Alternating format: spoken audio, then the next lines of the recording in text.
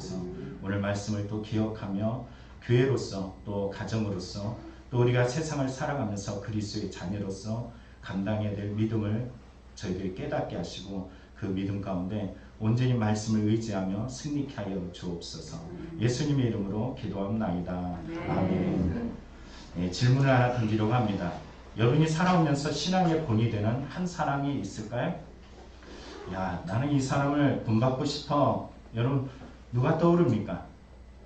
제가 누구에게 한번 여쭤봤어요. 이 질문을 던져봤습니다. 그랬더니 두 자매에게 물어봤는데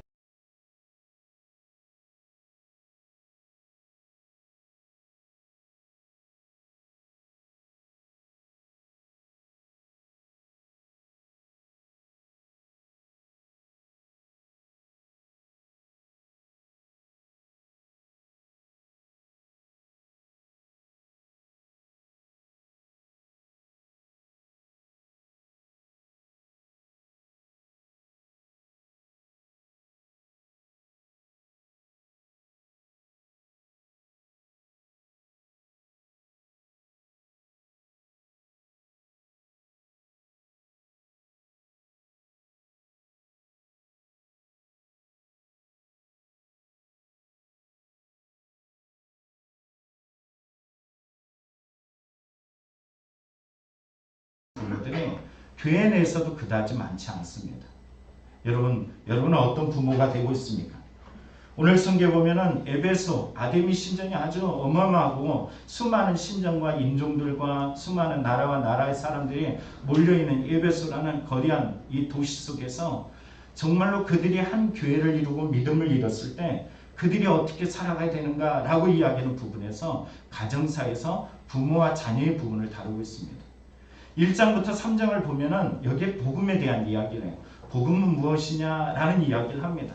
그리고 4장부터 6장까지 이르러서는 복음을 받은 사람이라면 곧 교회를 이룬 성도라면 어떻게 살아야 돼? 이 말씀을 주고 있어요. 여기에서 오늘 1장부터 3장에 나타나는 복음을 안다면 너희들 어떻게 살아야 되느냐라고 이야기해 주는 부분에서 이렇게 말합니다. 그러므로 주 안에 갇힌 내가 너희를 권하노니 너희가 부르심을 받은 일에 합당하게 행하여 모든 겸손과 온유로 하고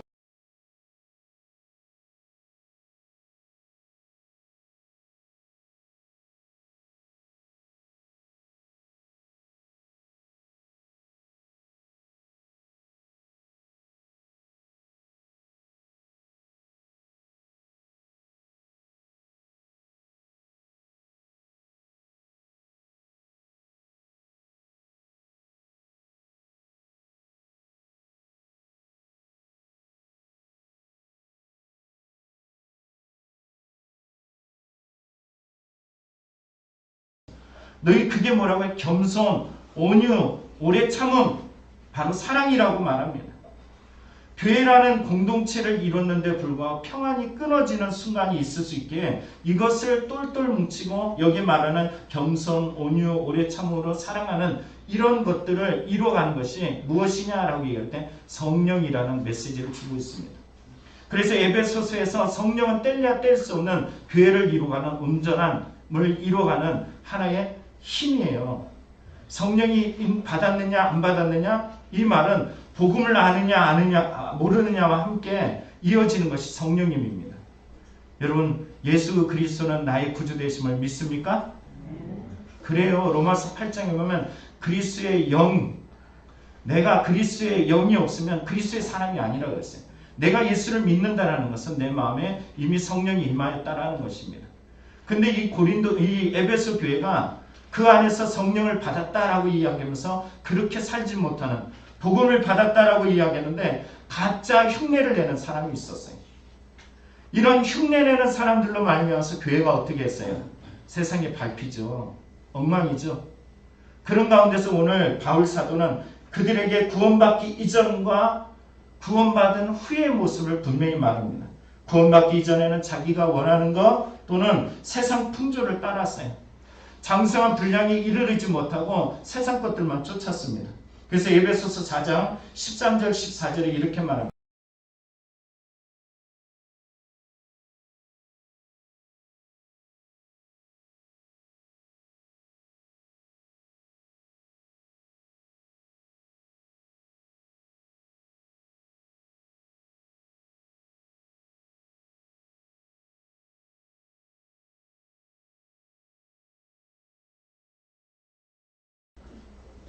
뭐가 없어요? 제가 계속 강조하죠. 복음, 또 하나 성령님. 흔들릴 수는 있어요. 그런데 아주 엎드려지지 않는 이유는 우리에게 복음이 있고 성령이 있기 때문입니다. 근데 이들이 왜 이렇게 무너지는 삶을 살았느냐 하면은 이어지는 말씀 보면 4장에 너 복음 받았지? 이렇게 살아야 돼 라고 하는 부분에서 이렇게 말합니다. 너희는 유혹의 욕심을 따라 썩어져가는 구습을 따는 옛사람을 벗어버리고 오직 너의 심령에 새롭게 되어 하나님을 따라 의와 진리의 거룩함을 지으심을 받은 새 사람을 입으라 라고 이야기해요. 여러분 두 말씀이 대조됨을 알겠죠? 하나는 옛사람, 또 하나는 새 사람이에요. 복음을 받은 후에 어떤 사람이 된다고요? 새 사람이 돼요. 성령을 받은 후에 어떤 사람이 된다고요? 새 사람이 돼요.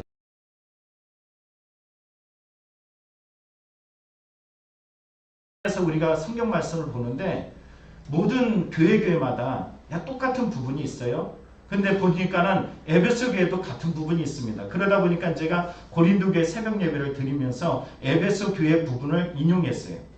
이 말은 오늘 이 시대 2000년이 지난 이 시점에도 사람이 살아가는 그 시점에 보면은 나 복음을 받았어 하고 눈물을 흘리고 정말로 하나님 앞에 그 땅을 치면서 이제는 그렇게 살지 않겠다고 달라지겠다고 다짐하면서도 여전히 변하지 않는 우리의 악함, 죄성들, 이 어두운 부분이 있어요.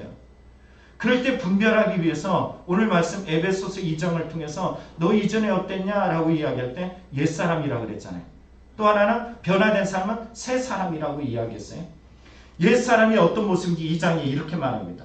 그는 죄와 허물로 죽었던 너희를 살리셨더라. 그때 너희가 죽었을 때 예수 그리스도 안에 생명을 잃었던 그때의 모습을 말하기를 이 세상 풍조를 따랐다 그래요. 말씀을 따르지 않았어요. 무엇을 따랐다고요? 세상의 풍조를 따랐어요. 이것은 공중권세 잡은 자를 따르는 것이에요. 공중권세 잡은 자는 누굴까요? 마귀를 따르는 거예요. 그래서 지금 불순종의 아들들 가운데 역사하는 영이라 오늘도 말씀을 주어지지만 말씀을 따르지 않는 이들을 불순종의 아들들이라고 말합니다. 그런데 전에 우리도 너나 나나 똑같아.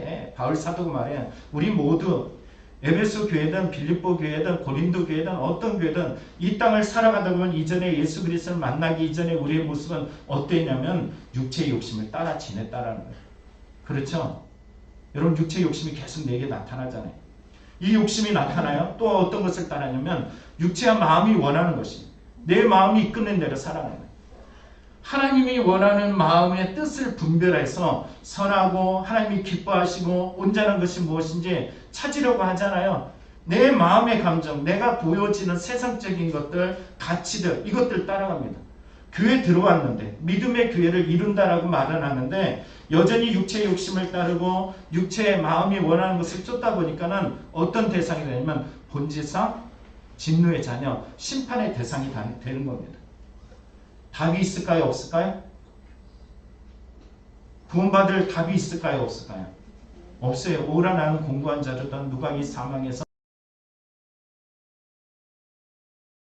이러한 내 마음속에 내가 원하는 육체의 욕심, 내가 원하는 마음이 원하는 것 이것들이 안 됨을 통해서 어떻게 되냐 하면은 찌들어져요. 속상해요. 화가 나고 감정적으로 이제 쓰러지고 무너집니다. 그런데 이 존재들, 답이 없는 이 존재에게 하나님께서 무엇을 베풀었냐면 은혜를 베풀어 주셨어요. 여러분, 은혜라는 것은 뭘까요? 예수 그리스도입니다. 여기서 말하죠. 긍휼이 풍성하신 하나님이 우리를 사랑하신 큰 사랑으로 인해서 허물과 죄로 죽었던 우리를 그리스도와 함께 살리셨다.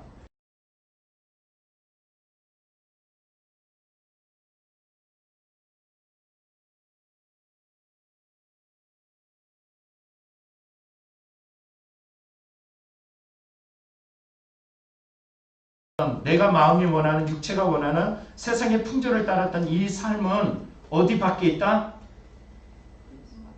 예수 밖에 있어요. 다시 말하면 예수 믿는 상태가 아니에요. 여러분 지금 우리의 모습 속에 마음 속에 여러분 육체가 원하는 것, 마음이 원하는 것, 마귀가 원하는 불순종의 영들 가운데 살아간다면 우리는 여전히 교회 마당은 밟고 있지만 예수의 사람이 아닐 수 있다는 것입니다. 이럴 때 우리의 삶을 분명히 말해요. 이때는 소망도 없고 그리고 하나님도 없는 자다라고 이야기해요. 옆 사람에게 한번 묻습니다. 당신 하나님의 안에 계십니까? 물어보십시오. 하나님이 계세요? 여러분, 이런 존재, 정말 해답이 없고 버림받고 심판받을 수밖에 없는 존재를 예수의 피로 하나님과의 관계를 가깝게 해주셨어요. 이걸 우리는 구약에서는 화목제라 그러고, 우린 예수 그리스도가 이 땅에 오셔서 우리가 그 십자가로 말미암아서 그 휘장을 찢음을 통해서 하나님께 담대히 나아갈 수 있는 은혜를 얻게 되었어요. 여전히 살아감에 있어서 내 마음이 원하는 것, 육체가 원하는 것이 있어요, 없어요? 솔직하게 말해보세요. 있어요, 없어요? 그럼 어디로 가야 돼요? 여전히 이전과 같이 그 육체가 원하는 것을 따라서 불순종의 영 가운데 순종하고 따라가야겠어요? 아니죠. 그때가 누굴 찾을 때예요? 예수 그리스도를 따라가야 될 때예요.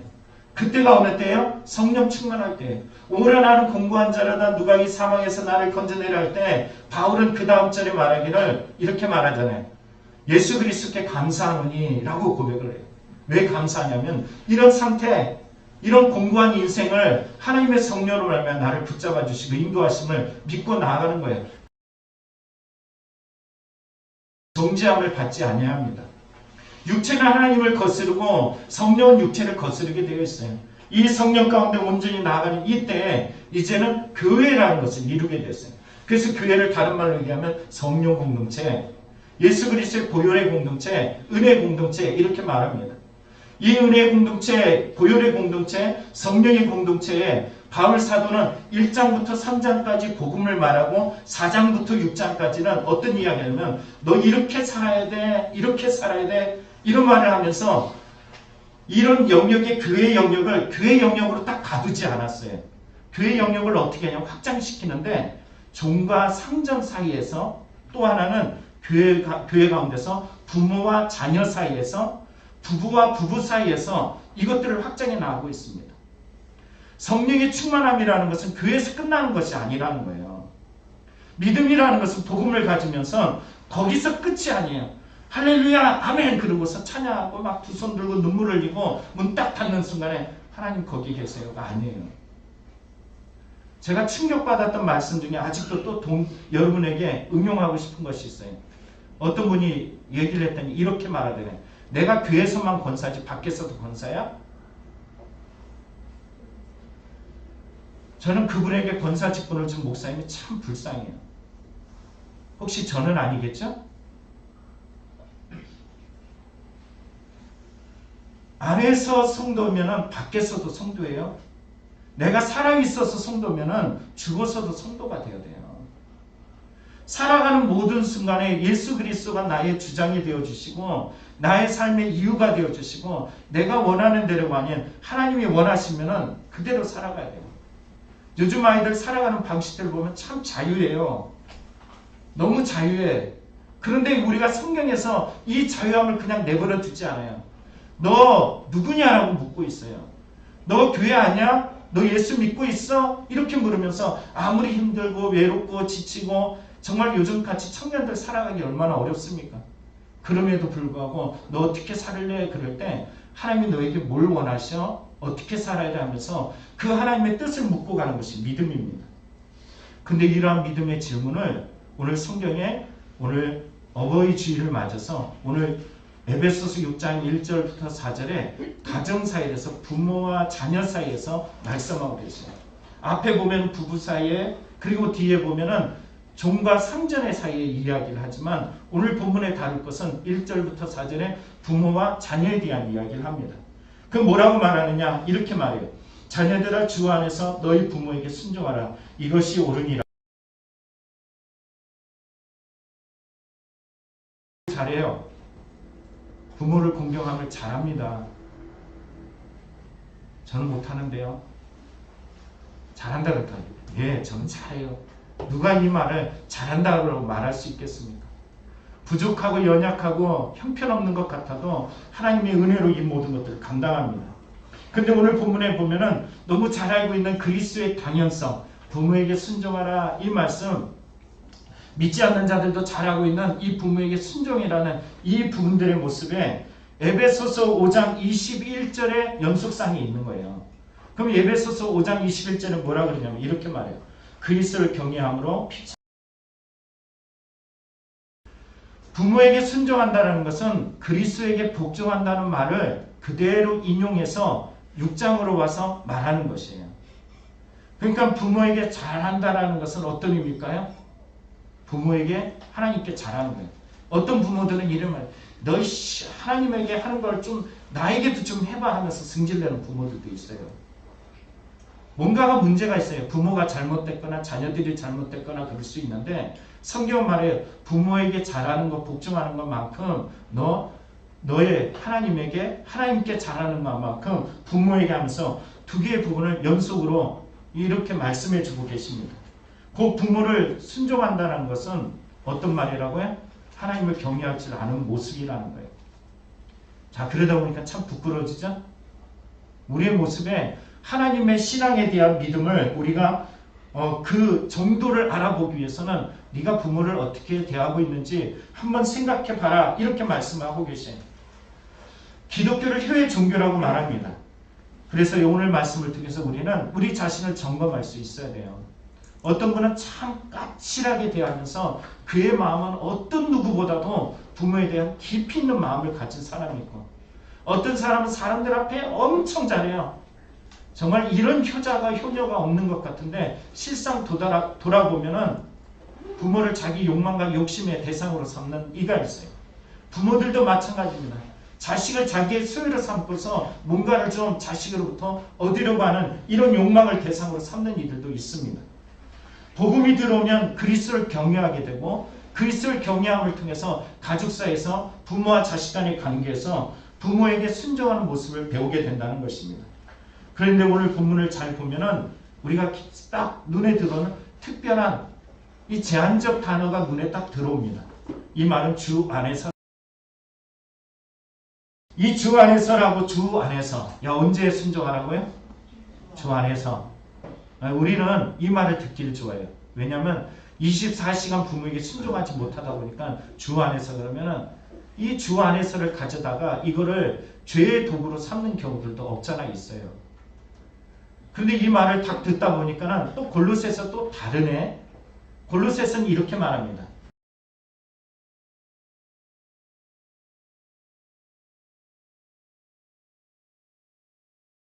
모든 일은 말 그대로 모든 것 다 전체야. 어느 것든 다 순종해. 이렇게 말하고 있어요.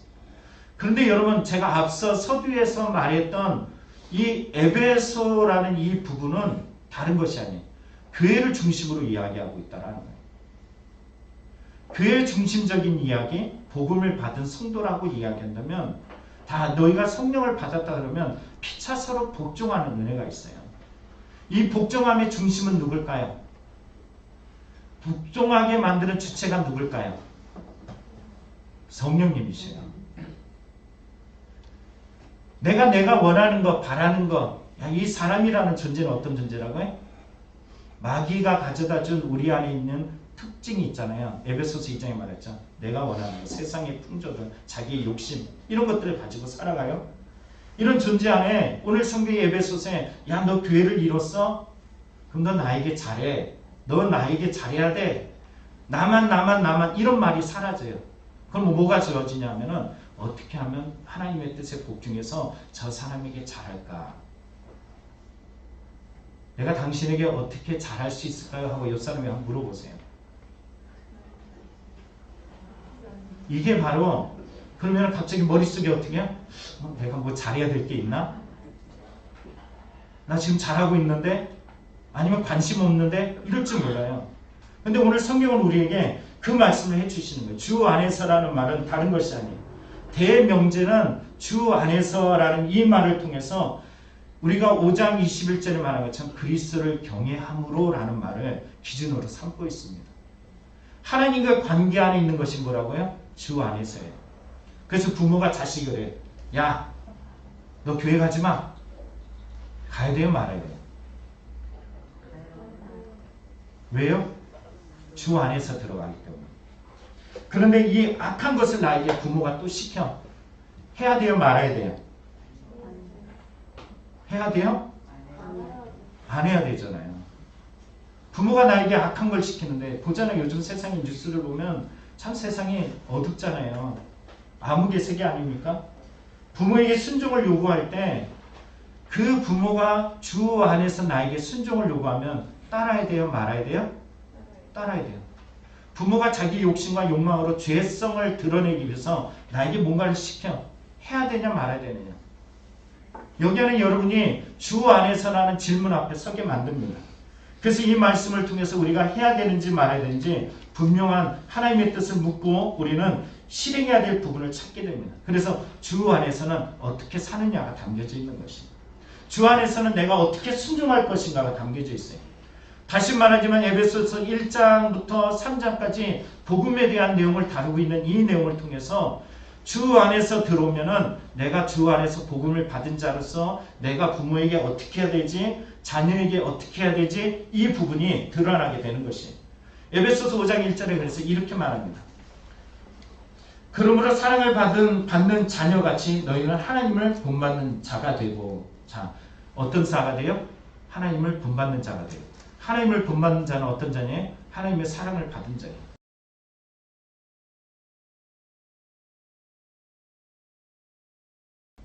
그러면 나아가서 1데나리온의 빛을 탐감하는데 어려움이 없습니다.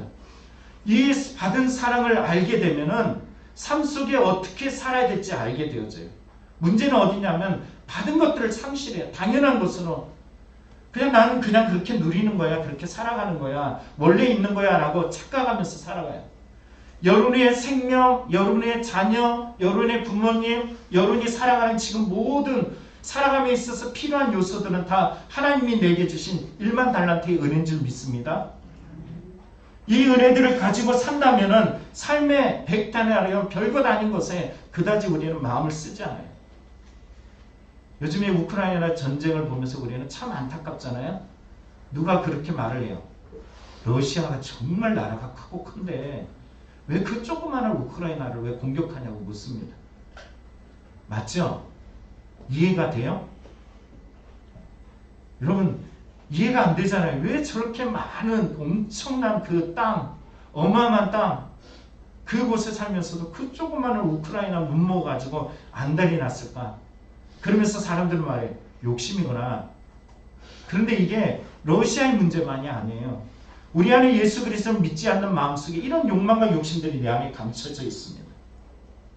하나님이 나에게 하지마 그런 말씀이 내게 쉼없이 주어짐에도 불구하고 우리는 이 말씀이 거북스러워 불편해. 왜? 내가 원하는 거, 내가 바라는 거, 세상의 관점과 관념을 가지고 살아가고 싶은 이 욕심이 내 마음속에 가득하기 때문이에요. 부모가 어떤 이 죄성들을 끌고 들어올 때 자녀들은 주 안에서 순종하라고 할 때 주 안에라는 것이 나를 필터링하게 만들어줘요. 여러분 죄성들을 필터링하는 마음이 뭐냐면 주 안에요. 주 안에. 성경에 우리가 성경을 보다 보면은 여리고 성의 이야기가 성경에 여호수아 7장에 나오죠. 이 여호수아 7장에 보면 우리가 보는 6장 7장에 보면 이런 내용이 나옵니다. 아간이라는 죄가 이 영적 전쟁이에요. 이거는 하나님 앞에 전제로 드리는 거예요. 기억하세요? 전제야. 뭐라고요? 전제는 모든 것을 다 드리는 거예요. 내 것으로 하나도 취하는 거예요. 영적 전쟁은 다 드리는 거예요. 은혜가 되지 않아요? 영적 전쟁은 뭐라고요? 다 드리는 거예요. 그게 승리의 비결이에요. 심지어는 그들이 7바퀴 돌라고 할 때 뭐까지 드렸냐면 자기 생각까지 다 드린 거예요. 자기가 7바퀴 돌 때 그때 마음에 1바퀴 돌고 2바퀴 돌고 3바퀴 돌고 매일같이 하다가 이 작심삼일도 아니에요. 7, 7날 될 때 몇 바퀴 돌라고요? 여러분이면 어떻게 할 거예요?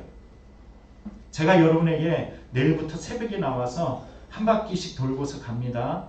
여기 대화동 1바퀴씩 돌고 갈게요. 그래서 마지막 날 7바퀴 돌려면은 그 다음 주일에 여기 아무도 안 모일지 몰라요. 왜? 이 목사님 이거 믿을만해? 이런 걸 시키는 걸 믿을만해요? 여기서 말하는 것은 나의 모든 것을 다 드림이에요. 철저하게 드리고 야 외쳐라 라고 얘기할 때 외치는 거예요. 이 전제를 통해서 그곳에 있는 소, 금, 은, 세상에 보기 좋은 모든 것들을 다 하나님 앞에 다 드리는 거예요. 이 영적 전쟁을 승리했습니다. 드렸어요. 그런데 그 다음 아이성이라는 또 하나의 영적 전쟁이 치르고 있었는데 3,000명 정도면 충분히 이길 거라고 생각하고 달려갑니다. 그들이 이전에 승리했던 그 승리의 노래를 부르면서 달려갔지만 대패를 하잖아요. 완전 집니다. 그런데 놀라운 것은 하나님이 그 죄의 원인을 탐색하고 있다는 거예요. 하나님은 우리의 죄를 드러내십니다.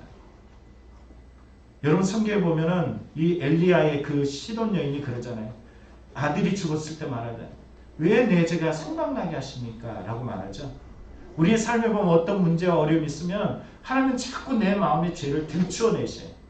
여러분 어떤 시험, 어떤 부딪힘, 어떤 상처, 어떤 어려움들 속에 하나님은 나에게 어떤 작업을 해요. 뭘 작업하냐면 내 안에 아간을 찾아내기 시작해요.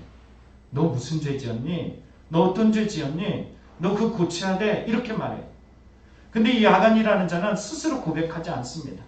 하나님이 탐색해서 그에게 딱 지명하고 났더니 그때서야 이런 말들을 합니다. 내가 노력한 물건 중에 시나산의 아름다운 외투 한 벌과 은 200세겔과 그 무게가 50세겔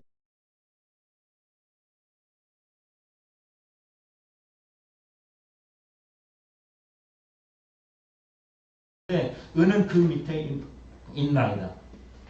늦었을까요? 아니면 적절하게 고백했던 것일까요? 맞아요. 늦었어요. 그가 진작 이런 고백이 했으면 괜찮았을 텐데 아이성이라는 영적 전쟁을 두고 미리 했으면 좋았을 텐데 이미 다 엎질러진 물이에요. 참 무서운 것은 로마서의 6장에 이렇게 말하죠. 죄의 삭은 사망이다 라고 이야기해요. 죄라는 것을 성경은 갈라디아서 5장에 말해요. 작은 누룩이 온 동이에 퍼지니라.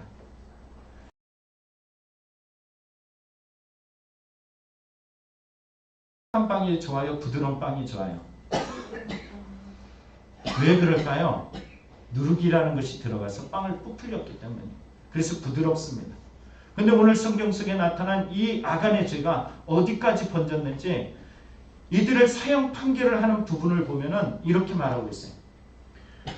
여호수아가 이스라엘 모든 사람과 더불어 세라의 아들 아간을 잡고 그 은, 그 외투, 그 금덩이, 그의 아들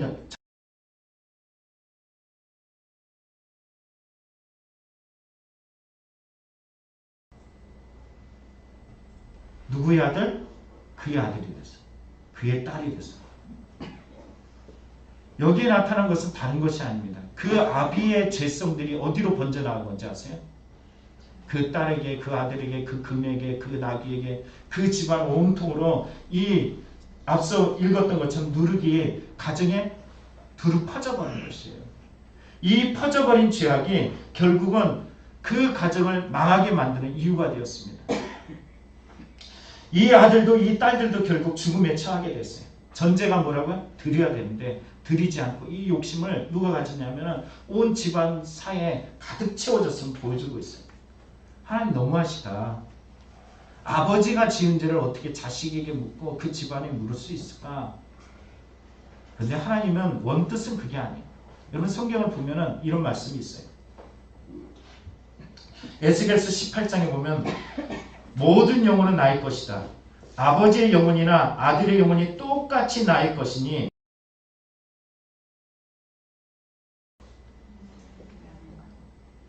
아버지가 지은 죄를 자식에게 묻겠다는 거예요? 아니면 아버지가 지은 죄는 아버지에게 묻고 자식에게 지은 죄는 자식에게 묻겠다는 말이에요? 죄 지은 사람에게 묻겠다는 거예요. 하나 더 볼까요? 이 에레미야 31장 29절 30절에 말합니다. 그때 그들이 말하기를 다시는 아버지가 신포도주를 먹었으므로 아들의 이가 시다하지 않게 하겠고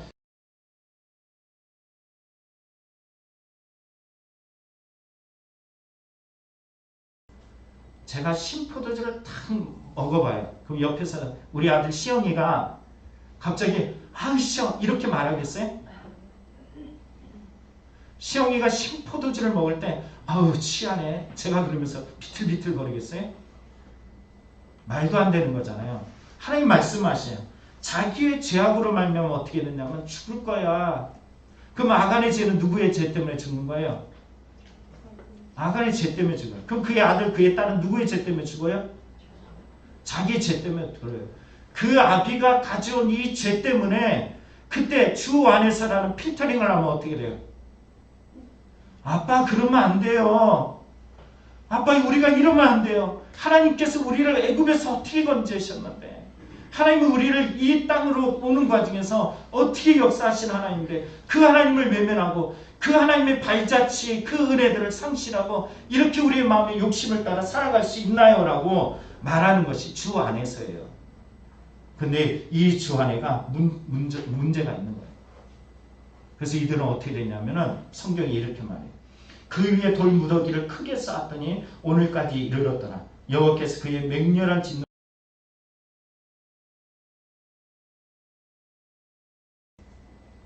여러분 아굴골짜기가 그래서 아굴골짜 빈들에도 나오리라 뭐 이런 노래 부르잖아요. 근데 이 아굴골짜기 바로 여기에요. 아굴골짜기는 괴로움입니다. 자 이제 생각해 보겠습니다. 괴로움은 어디에 있는가요? 금이 없어서 괴로운 거예요? 은이 없어서 괴로운 거예요? 화려한 명품이 없어서 괴로운 거예요? 사실은 욕심 때문에 괴로운 거예요. 분명히 말합니다. 주 안에서 필터되지 않은 그 죄성 때문에 우리가 괴로운 거예요. 살아가는 날들 속에 야 부모님이 그래 이 자식 저 자식들 꼭 욕하는 것 같으네. 네. 이 자식 저 자식 보면은 야 나 해외여행도 시켜주고 돈도 많이 주고 뭐 이래저래 하는데 내 자식들은 왜 고작 요거밖에 안 줘? 이렇게 하는 순간에 내 삶은 어떻게 돼요? 괴로워져요.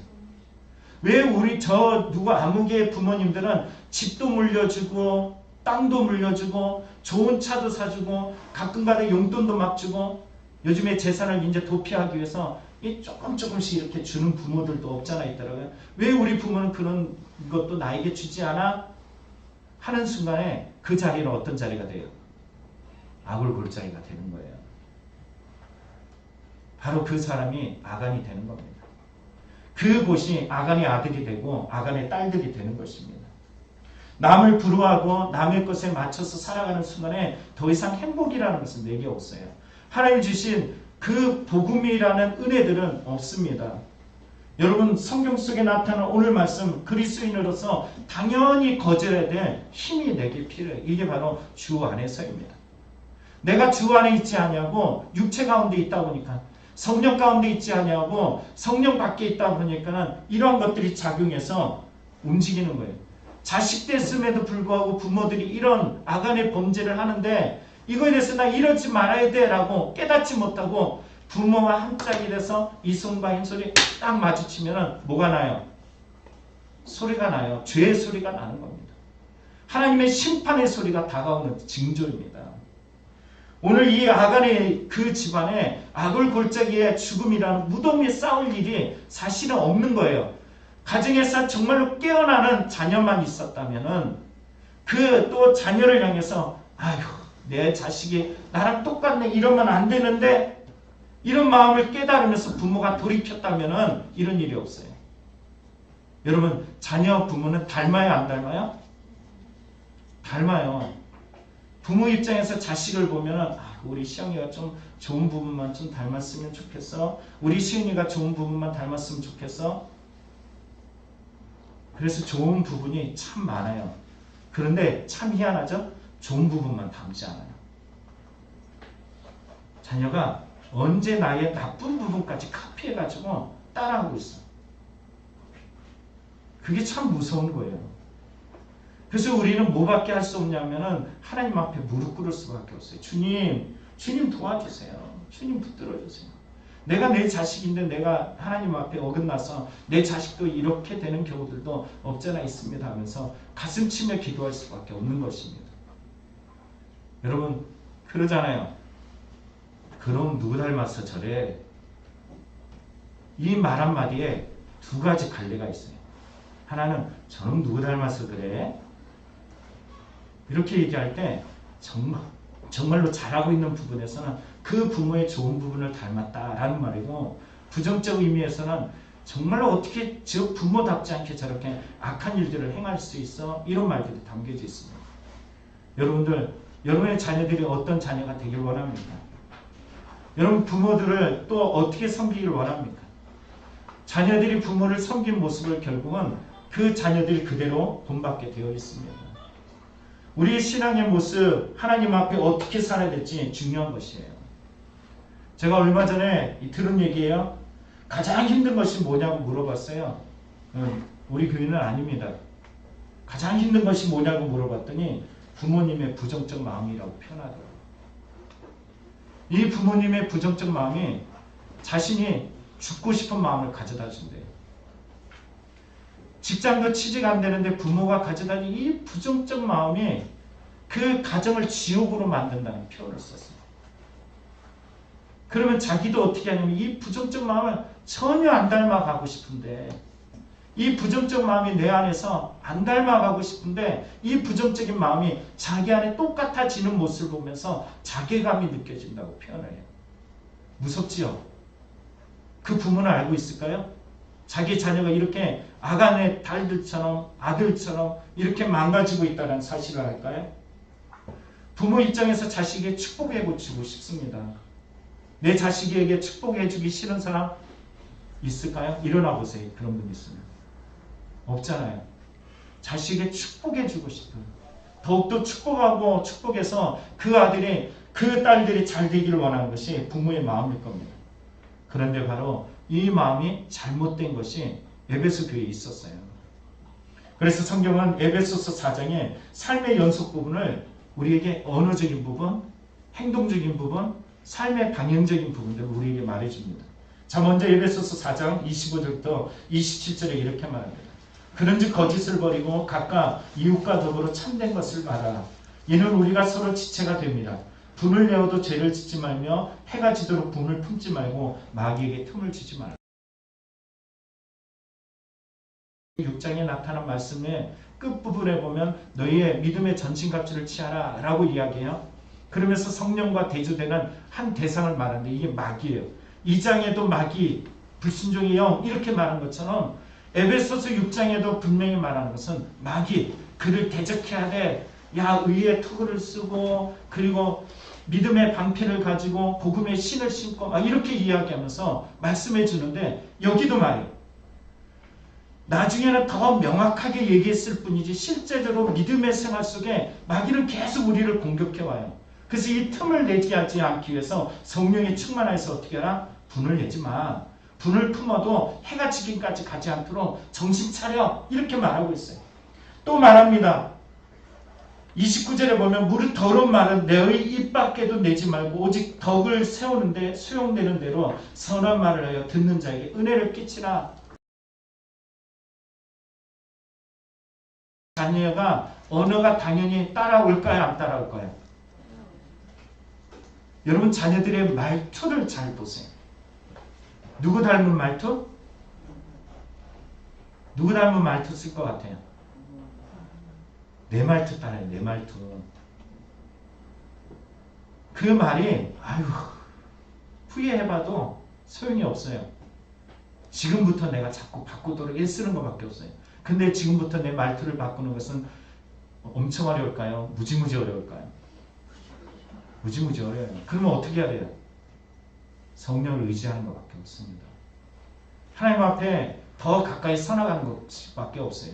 하나님을 아는 것과 믿는 것이 하나 되도록 내 마음속에 들어와서 이 하나님의 역사하심을 경험하는 것밖에 없습니다. 그것이 말이에요. 언어예요. 너희 입 밖에 내지 말고 오직 덕을 세우는데 소용되는 대로 선한 말을 하여 듣는 자에게 은혜를 끼쳐라. 은혜를 끼쳐라. 우리 언어가 은혜의 언어가 되어야 된다고 말합니다.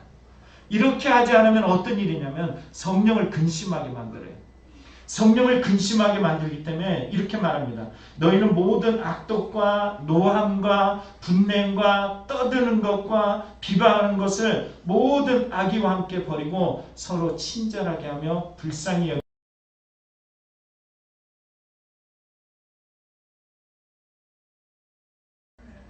이렇게 이야기를 다 하고 나서 이것을 여기서 교회에다 딱 멈춘 것이 아니에요. 이게 확대된 게 뭐라고요? 부부 사이에서 말하는 거고, 더 확대돼서 어디다 말하는 거예요? 부모와 자식 속에서 말하는 거예요. 이 부모와 자식 속에서, 그래서 하나님은 근본적인 부분을 다루면서 에베소서 6장 2절에 이렇게 말합니다. 내 아버지와 어머니를 공경하라. 이것이 약속 있는 첫 계명이니 이로써 내가 잘되고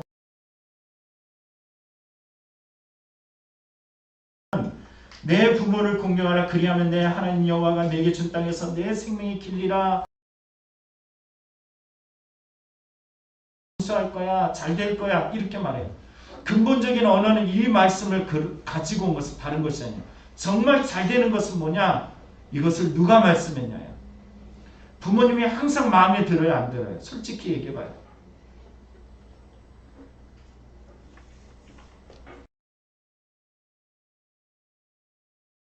그럼 여러분 자식들이 여러분들을 마음에 들어야 안 들어야겠어요? 다 마음에 들까요? 여러분은 여러분의 자식이 다 마음에 들어야 안 들어요? 이게 다 안 들어요. 그런데 주 안에서 그러면서 십계명을 끌어온 것은 다른 것이 아니에요. 십계명을 주어진 이유는 너와 나 사이를 말하고 있어요. 너희가 내 말에 순종하면 너희는 내 백성이 되고 나는 너희의 하나님이 됩니다. 복음이라는 것은 다른 것이 아니에요. 그냥 들었던 복음은 이거는 어리석고 미련하고 거리뛰는 것이 되어져요. 순종하지 않는 복음은 아무 의미가 없어요. 이 흉내만 내는 복음은 우리에게 능력이 나타나지 않습니다. 그러나 이 말씀을 하나님이 주셨어 라고 의지하면서 여리고로 나아가서 말씀에 의지해서 나가면 여리고가 무너지고요. 이 말씀을 가지고 우리가 요단강가에 딱 서서 말씀을 앞세우고 나가면은 요단강이 갈라지는 것처럼 하나님의 말씀에 의지하며 복음을 가지고 살아가며 인내하며, 그 인내라는 것은 어디까지냐면 하나님이 정하신 때예요. 오늘일까 내일일까? 누가 저에게 물어요. 목회 언제까지 하겠어요? 모르겠어요. 난 지금도 그만두고 싶어요. 그러다 보니까 오늘까지 왔어요. 내일도 모르겠어요. 하나님이 어느 날 정해주겠죠. 제 목숨을 데려가든지 아니면은 하나님이 제 인생의 70이라는 나이가 되어서 그것을 내려놓을 때가 올지 모르겠지만 어느 날 갑자기 그때가 올 겁니다. 그 분명한 것은 그때까지 인내하다 보면은 하나님이 그때에 당신의 뜻을 분명하게 성취하는 때가 있을 거라는 것입니다. 그래서 우리는 오늘 이 시간에 하나님이 주시는 것은 뭐냐면은 복음을 통해서 내 부모에게 공경하라 라고 이야기할 때 이 말씀이 이제는 더 이상 관념이 아니에요. 뭐가 돼요? 말씀하신 이가 되는 거예요. 자, 부모에게 순종해야 돼요. 부모님이 마음에 안 들어. 어떻게 해야 되겠어요? 해야 돼요? 말아야 돼요? 해야 돼요. 왜? 내가 하나님을 주라고 고백하기 때문에. 그러면 이 말을 또 바꿔서 보겠습니다. 성경 속에 나타난 이 말씀을 보면은 신명기 5장에 우리 하나님 여호와께서 호렙산에서 우리와 언약을 세우셨나니 이 언약은 여호와께서 우리 조상들과 세우신 것이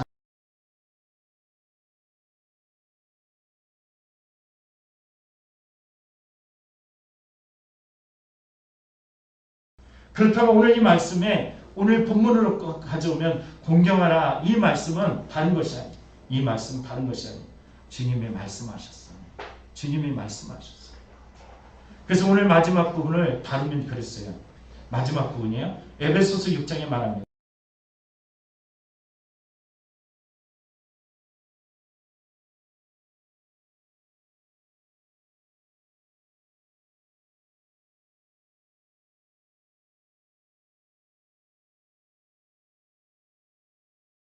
말씀으로 양육했다 그래요. 오늘 우리는 말씀으로 양육함 필요해요. 자녀를 노엽게 하지 말아라 라는 노엽게 하다는 원뜻은 이 학대하거나 인격적으로 무시하는 것을 말합니다. 끊임없이 비난하고 책망을 통해서 낙담하게 만드는 것을 말합니다.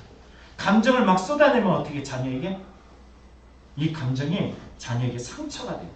이 상처는 참 이상해요. 되물려져요. 상처는 되물려지는데 만나는 사람에게, 자기 사람에게 계속 상처를 주게 되어 있어요. 내가 사랑하는 사람인데, 내가 아끼는 사람인데, 좋아하는 사람인데 잘 되기를 원하는데 이 상처를 받는 순간에 상처가 또 상처로 확장돼가지고 나와요. 사랑의 반대말이 뭘 것 같아요? 무관심이라고 이야기했지만 저는 사랑의 반대말이 또 다른 비슷한 말이 상처라고 말하고 싶어요.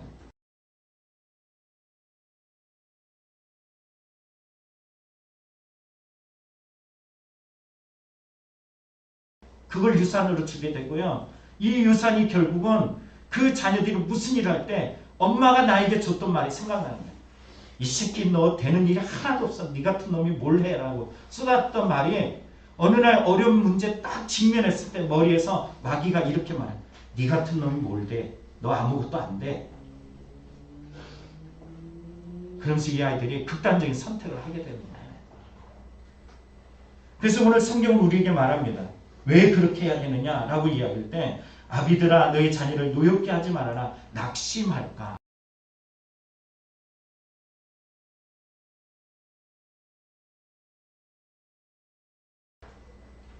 아이들이 심령이 망가지고 의기소침하고 자신감이 없는 이유는 다른 것이 아니에요. 그 자녀가 뭐 가진 것이 없어서가 문제가 아니에요. 부모의 말에 언어에 그 행동에 의해서 아이들이 낙담이 되었기 때문입니다. 말씀을 마칩니다.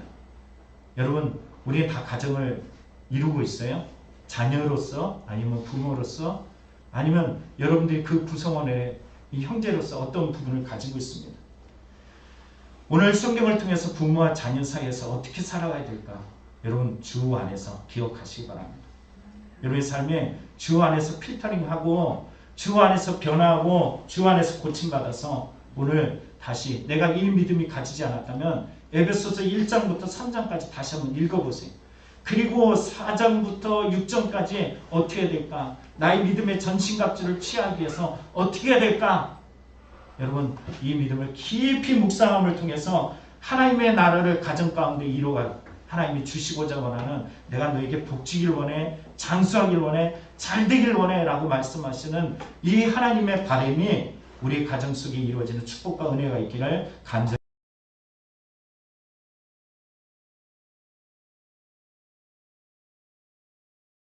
없어서 아버지 우리 안에 있는 아간의 범죄처럼 우리 안에 그런 모습이 있지는 않은지 돌아봅니다.